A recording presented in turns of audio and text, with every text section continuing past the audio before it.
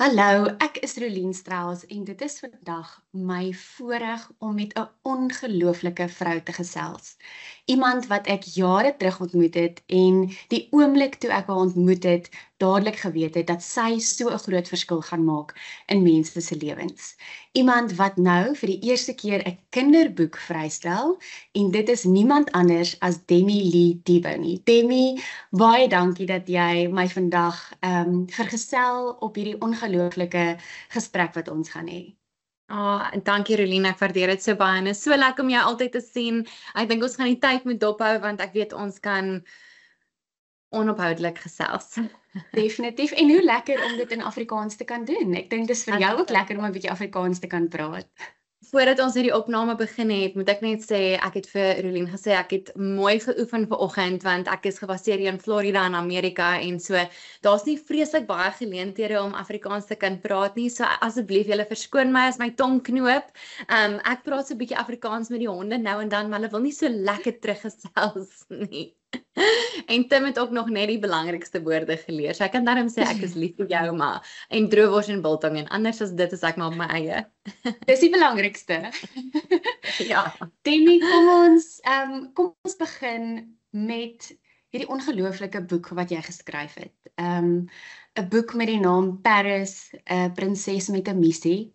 Ek en my man Daniel het onlangs vir jou en Tim in Amerika gaan kuier en natuurlik ook die voorreg gehad om julle hondekinders te ontmoet. Vir Paris en Kobe en Chunk. En Paris sou ek sê is die slimste hond wat ek al ooit ontmoet het. Sy het in die oggende gekom, ons kamer se deur oopgemaak, by ons op die bed kom spring. En sy is natuurlik die hoofkarakter van hierdie kinderboek.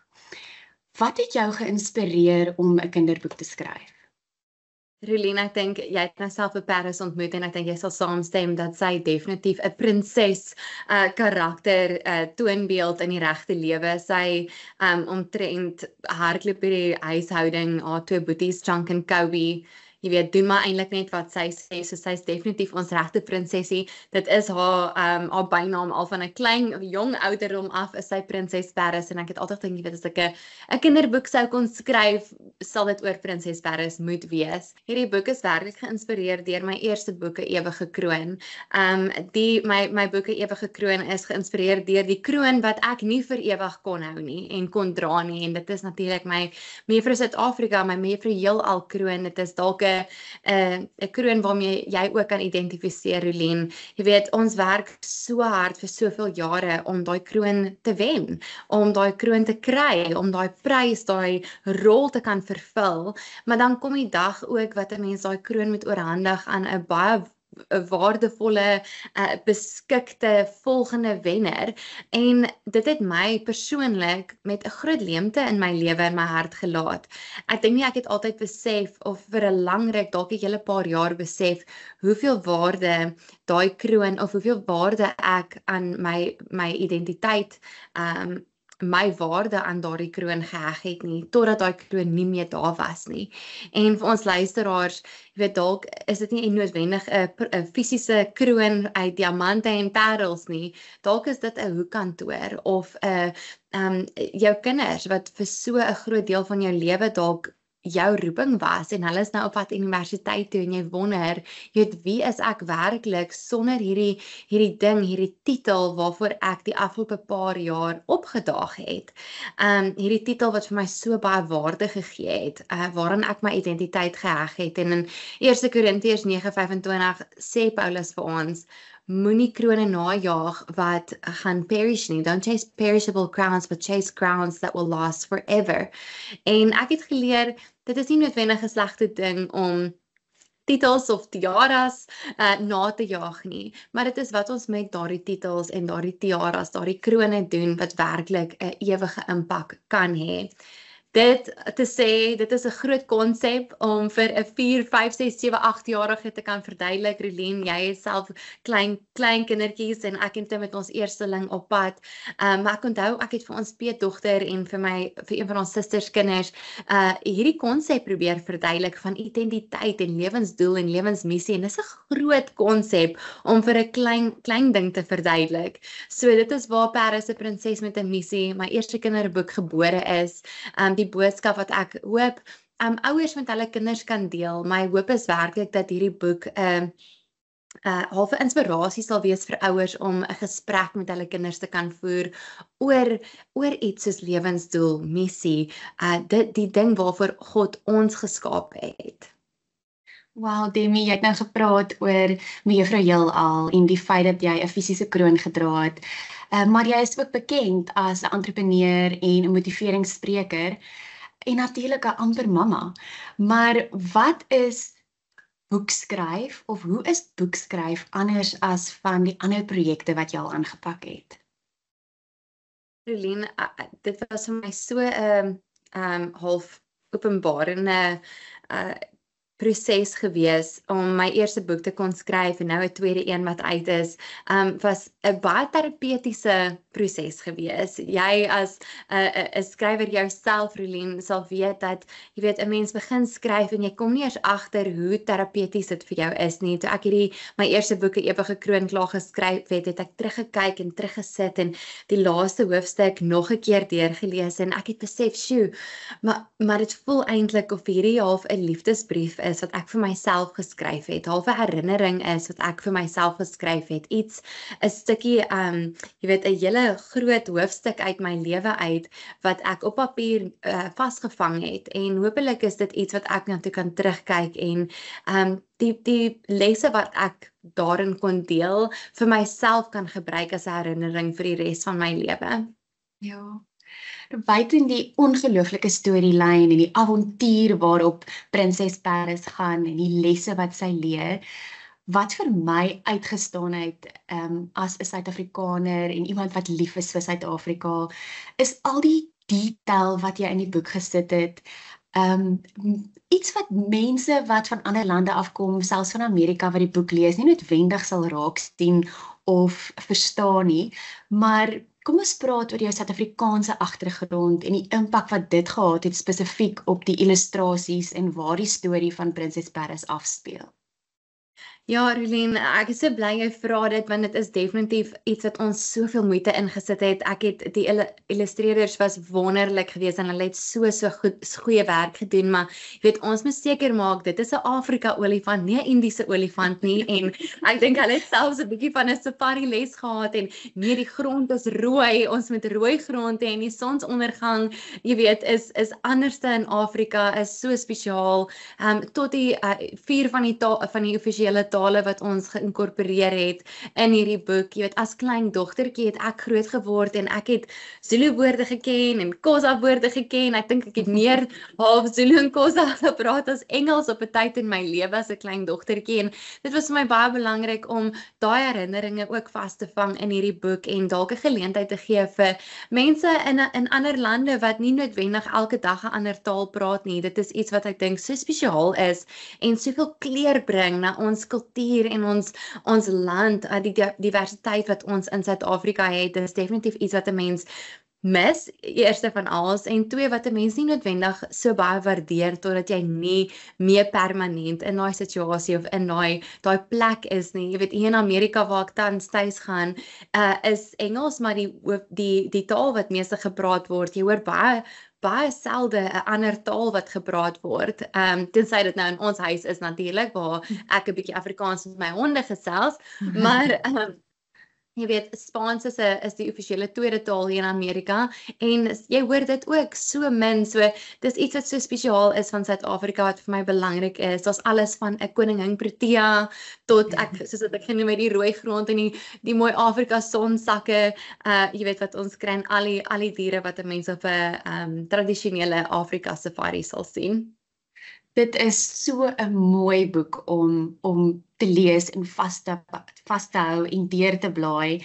En een van die groot lesse wat Prinses Paris leer, en ons het daaroor gesels ook, is die feit dat jy nie 'n fisiese kroon hoef te hê om 'n verskil te kan maak nie, of om 'n prinses te kan wees nie, maar dit gaan oor hoe jy ander mense hanteer. Jy word natuurlik 'n mamma. Kom ek vra eers, het jy geweet dat jy swanger was of dat jy 'n mamma gaan word toe jy die boek geskryf het oorspronklik? Nee, glad nie. Dit is dalk iets wat verbasend sal wees vir van ons luisteraars, Rolien, maar 'n boekproses is eintlik 'n redelike lang proses en die manuskrip en die illustrasies was al reeds voltooi omtrent 'n jaar, meer as 'n jaar, 18 maande gelede, so verlede Januarie. So dit was omtrent amper 'n hele jaar voordat ek uitgevind het dat ek self 'n mamma gaan wees en jy weet, ons het soveel vriende wat vir my die oulikste boekies en jy weet geskenkies gegee het wat op daai boekrak gaan wees van ons dogtertjie en om te kan dink dat een van my eie boeke ook op daai boekrak sal wees is definitief so spesiaal en iets wat ek nie moontlik kon beplan het myself jy weet van 'n tydsperspektief af nie. En Rolien, ek dink jy kon deelneem aan 'n baba tee toe jy by ons gekuier het. Iets wat ek dink ek en jy besef het o, Griet, Demi gaan moet oplees oor hierdie en gaan studeer is my vriendinne het 'n half 'n quiz opgestel van al die jy weet is 'n woorde scramble om uit te maak, jy weet, al die mees populêre kinderboeke in Amerika. En ek en Rolien het net so vir mekaar gekyk en besef, o my jene, hier is omtrent nie een wat ons ken nie, want dit is nie ons groot geword het nie. So, dit is definitief dalk ietsie wat ek gaan moet leer en gaan moet byvoeg, maar hier's 'n hele paar Afrikaanse boeke ook in die kas wat gereed is om op die boekrak gepak te word sodra hy geïnstalleer is. En hoe wonderlik dat sy 'n stukkie van Suid-Afrika saam met haar gaan kan hê en dat jy dit met haar gaan kan deel wanneer jy vir die boek lees. Mamma wees is so 'n ongelooflike avontuur wat vir jou voorlê. Wat sou jy sê is een van die eerste lesse wat jy graag vir julle baba dogtertjie sal wil leer? Ja. Rolien, ek dink 'n gebed wat ek en Tim vir ons dogter het is dat sy van 'n jong ouderdom af Jesus sal ken. Sal weet hoe lief hy vir haar is, hoe perfek hy haar geskape het met 'n perfekte plan en doel vir haar lewe. En ons weet nie wat daai plan of doel is nie. Ek sien so uit om te kan uitvind, jy weet, wat haar persoonlikheid is, die dinge waarvan sy gaan hou, die dinge waarmee sy gaan sukkel, die dinge waarmee sy goed gaan wees. En ek dink dit was iets wat my man op 'n baie jong ouderdom baie duidelikheid oor gehad het. En dit was iets wat ek eers redelik later in my lewe agtergekom het en gevind het en so 'n persoonlike gebed wat ek vir haar lewe het en ek dink een van die grootste lesse in hierdie boek wat ek wou skryf is dat ouers 'n gesprek met hulle kinders kan hê en hulle kinders kan motiveer dat jou lewensdoel, jou lewensmissie, jou lewensroeping nie noodwendig iets hoef te wees wat buitensporig is of wat half onbereikbaar voel nie, maar baie keer is ons lewensmissie en doel geheg aan dinge wat reg voor ons is, waarmee ons natuurlik goed is, dalk 'n gawe voor het, dalk 'n passie voor het en dat die Here enige iets kan gebruik, ons bereidwilligheid kan gebruik om jy weet, impak te maak vir sy glorie. Wow, dit is so mooi en so 'n waardige gebed om vir jou dogtertjie, maar vir kinders oor die algemeen te kan hê. Ons weet dat jy natuurlik in Suid-Afrika groot geword en jy's geseën met wonderlike vrouens in jou lewe. Hoe sou jy sê is die mense om jou en jou rolmodelle of hoe het hulle impak gehad op jou storie en natuurlik ook die storie wat jy deel, nie net in jou eerste boek nie, maar ook in hierdie kinderboek? Rolien, ek sien myself altyd as ongelooflik geseënd en gelukkig om in 2 huishoudings te kon groot word. My ouers was geskei toe ek redelik jonk was en so ek het my stiefma op 'n baie jong ouderdom ontmoet en sy is werklik, ek kan nie eers vir haar die titel stiefma gee nie want sy is werklik 'n mamma figuur in my lewe en 'n mamma vir my gewees in soveel aspekte. En die feit dat ek 2 mammas kon hê in my lewe wat so lief was vir my op verskillende maniere en soveel vir my geleer het, ook op verskillende maniere is iets waarvoor ek regtig ongelooflik dankbaar is en ek dink dalk 'n geheime wapen gewees in my lewe persoonlik, en iets waaraan ek definitief vreeslik vashou. My ma was iemand wat altyd so baie confidence in my installeer het, so baie seker gemaak het dat ek vertroue in myself het, dat ek weet dat jy weet met baie deursettingsvermoë en harde werk en doelgerigtheid kan 'n mens baie bereik. Ek sê altyd baie en nie noodwendig enigiets nie, want ek glo dat 'n mens kan nie noodwendig enigiets bereik wat nie in God se doel en plan vir jou lewe is nie. Of althans ek hoop ek wil nie daardie dinge bereik wat nie in sy plan en doel vir my lewe is nie. En ek weet die dinge waaraan ek al nagestreef het in my lewe wat nie noodwendig deel van God se plan en doel was nie, is gewoonlik die dinge wat nie so goed uitgewerk het op die einde van die dag nie. En waar my stiefma vir my so baie praktiese inligting geleer het. So sy's 'n kliniese en 'n neurosielkundige by beroep en I mean die net die feite, die statistieke, die inligting wat ek kon leer by haar oor hoe om byvoorbeeld goeie grense te stel, hoe om byvoorbeeld nee te kan sê sonder om sleg te voel. Ek dink dit is iets waarmee ons as vrouens baie gereeld kan sukkel, jy weet, en dalk is dit nee sê vir 'n verhouding wat nie gesond is vir jou nie. Dalk is dit nee sê vir, weet jy, ek kan nie dit vandag doen nie want ek het slaap nodig en dit is okay.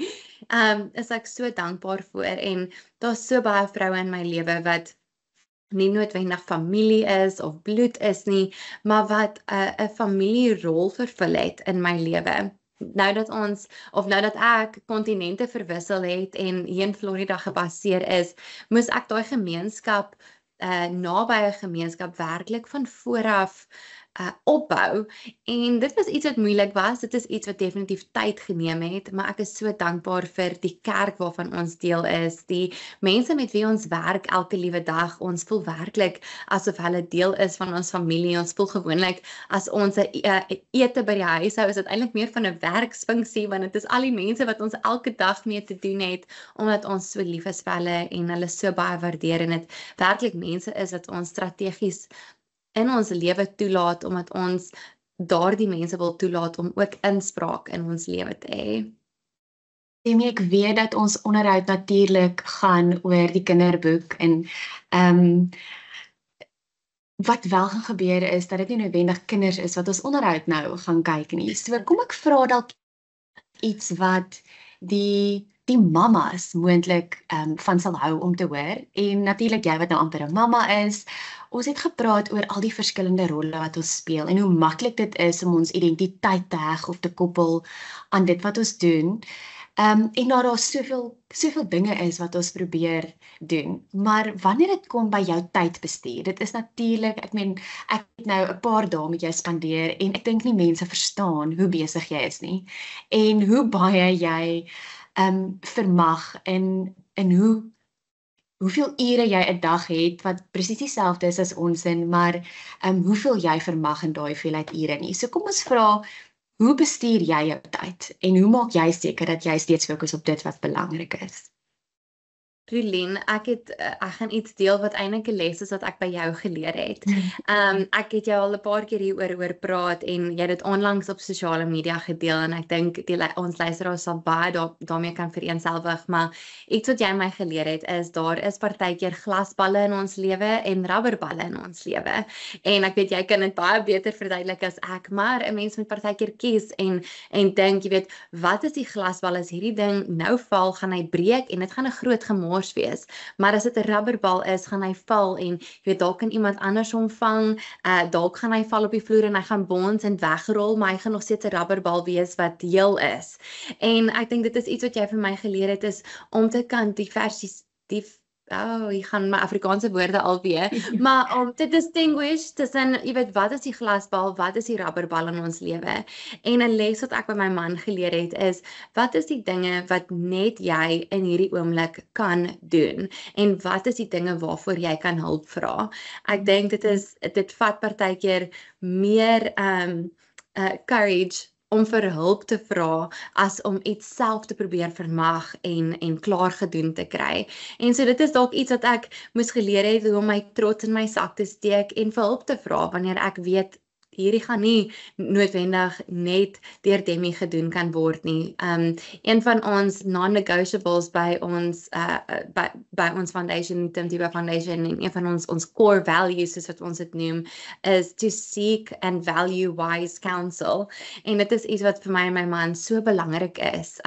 Jy en Daniel is twee van die mense wat ons so baie seek and value wise counsel vandaan kry. So ons is so dankbaar vir julle en mense soos julle in ons lewe, na wie toe ons ook kan opkyk as vriende, maar ook 'n mentor in so 'n groot aspek. Ag, dankie Demi. Ja, so mamma wees is nou om die draai vir jou. Wat sou jy sê was een van die groot dinge wat jy en Tim saam gedoen het om voor te berei vir 'n mamma en pappa word? Relina, ek dink ons kyk nog steeds vir mekaar en ons is nou 'n paar weke uit voordat ons baba dogtertjie hier is en ek dink ons kyk vir mekaar so gereeld en lag net en besef net ons weet absoluut niks. En ek dink ons woord van die jaar is dat ons bereid is om aanpasbaar te wees. So ek dink dit is ons grootste voorbereiding is om te weet dat dinge nie noodwendig soos plan altyd gaan verloop nie en dat jy weet tyd definitief nie noodwendig meer dieselfde gaan lyk nie, maar ons is aanpasbaar en ons is so dankbaar vir hierdie seëning. Weet ons sien hierdie lewe wat ons half kan steward werklik as so 'n groot verantwoordelikheid. Dit is 'n klein lewe wat 'n mens, jy weet ek wil die woord stewardship gebruik want ons weet dat dit 'n lewe is wat aan ons geleen is, dat sy eerste van alles God se is en aan hom behoort en dat haar lewe aan hom behoort en ek dink ek het nog nooit besef totdat ek uitgevind het ek 'n mamma gaan word, selfs deur my hele swangerskap, hoe dit regtig voel om iets voor God se voete te lê en sê Here, hierdie is aan my geleen en ek gaan my bes te doen om hierdie tot die beste van my vermoë te steward, te lei en inspraak mee te gee, maar op die einde van die dag is sy God se. Wow. Okay, my volgende vraag is eintlik 'n persoonlike vraag wat ek het vir jou.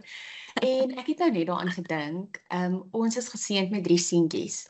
En ek onthou dit so goed toe ons uitgevind het wat die geslag van ons derde babietjie gaan wees. En ek onthou ek het op die bed gelê en die sonar is geneem en in my kop het ek gewonder, jy weet, is dit 'n dogtertjie, is dit 'n seentjie? En ek het ontelbaar kere die vraag gekry van mense wat natuurlik vra of ek wens dit is 'n dogtertjie, dis nou die derde een. En ek onthou, die dokter het nie vir my gesê dis 'n seentjie nie, hy het net vir my gesê jy gaan reguit hemel toe. En dit was sy manier om vir my te sê dat dit 'n seentjie gaan wees en ek onthou ek het so 'n tipe van 'n verligting ervaar omdat ek geweet het ek weet hoe om 'n seentjie mamma te wees, maar ook in my onderbewussyn het ek nog altyd gewonder hoe dit sou wees om 'n dogtertjie groot te maak na die pad wat ek gestap het. Nadat daar moontlik soveel verwagtinge gaan wees van die publiek en hoë standaarde, jy weet wêreldse standaarde wat eintlik nie van toepassing noodwendig hoef te wees op 'n dogtertjie nie, maar is dit iets wat jy ook ervaar, iets wat jy aan dink of iets wat jy al gedink het aan om jou dogtertjie te kan beskerm teen hierdie dinge? Dis 'n baie goeie vraag, Rolien, en ek dink dis definitief iets wat ek en Tim baie gereeld aan dink. Ek dink daar's baie dinge, nie net noodwendig van 'n loopbaanperspektief af nie, maar van 'n veiligheidsperspektief af, van 'n emosionele perspektief af, waarteen ons kind sal wil beskerm. Jy weet, en op die einde van die dag, soos wat ek in die vorige vraag gesê het ek besef hierdie dogtertjie kom van die Here af, dat hy haar geskape het, perfek en wonderlik geskape het, met 'n perfekte plan, 'n perfekte doel vir haar lewe. En ek en Tim het albei ons eie paaie gehad, ons eie loopbane, ons eie dinge waaroor ons passievol is. En op die einde van die dag, as 'n nuwe mamma, is werklik my grootste hoop en grootste gebed dat sy van 'n jong ouderdom af sal weet waarvoor God haar geskape het. Dalk nie presies nie, ek dink dit is dalk 'n lewenslange proses waardeur 'n mens gaan, maar 'n rigting kan hê en weet dat hierdie is iets waarvoor God my gemaak het en hierdie is iets waaroor ek passievol is, waarvoor ek elke dag kan opstaan en na toe streef. En ek weet nie wat dit is nie. Ek weet nie of dit sport is of jy weet in die regsloopbaan of in die besigheidsloopbaan van 'n entrepreneursperspektief af nie. Ek het geen idee wat dit vir haar hoe dit vir haar gaan lyk nie, maar ek hoop dat sy elke dag kan opstaan met passie en 'n hart vol hoop, wetend dat God 'n perfekte plan vir haar lewe het. Wow, Demi, wat 'n ongelooflike voorreg om jou eerstens 'n vriendin te kan noem.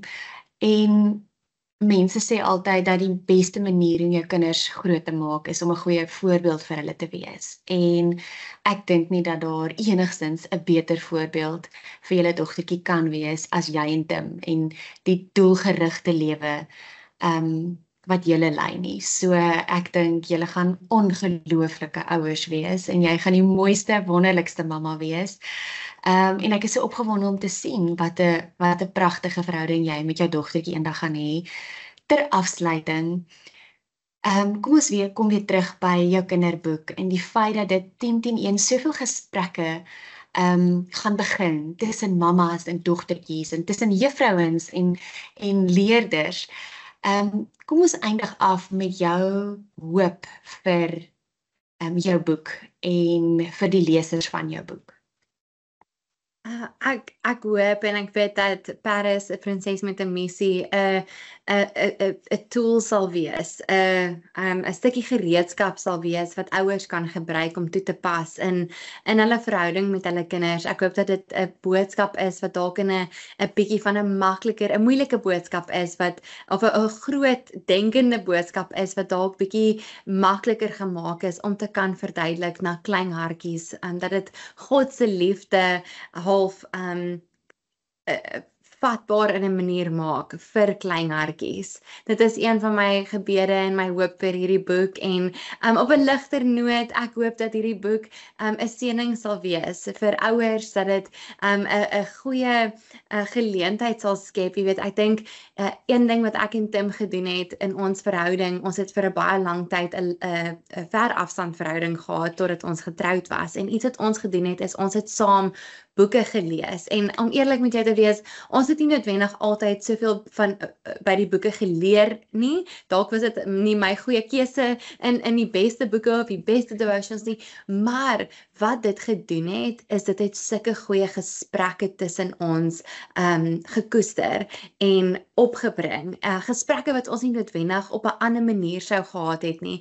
En ek hoop Paris, 'n prinses met 'n missie, doen dieselfde vir ouers en hulle kinders. Ag, wonderlik Demi, ek het die geleentheid gehad om hierdie pragtige boek vir 2 van my vriendinne se dogtertjies te kon lees en hulle het vasgenaal voor my gesit en elkeen het presies gedeel wat hulle uit die boek uitgeneem het. So ek bid dat dit, soos wat jy gesê het, 'n seëning sal wees vir elkeen wat dit lees, maar meer as dit die gesprekke wat daaruit gaan spruit. En mag jou boek so suksesvol wees, mag Paris, 'n prinses met 'n missie, soveel mense aanraak, net soos wat jy graag sou wou gehad het dit moet. En ja, baie geluk weer eens en ons sien uit om te sien hoe goed jou boek gaan doen. Vreeslik dankie Rolien, is altyd so lekker om saam met jou te kan kuier.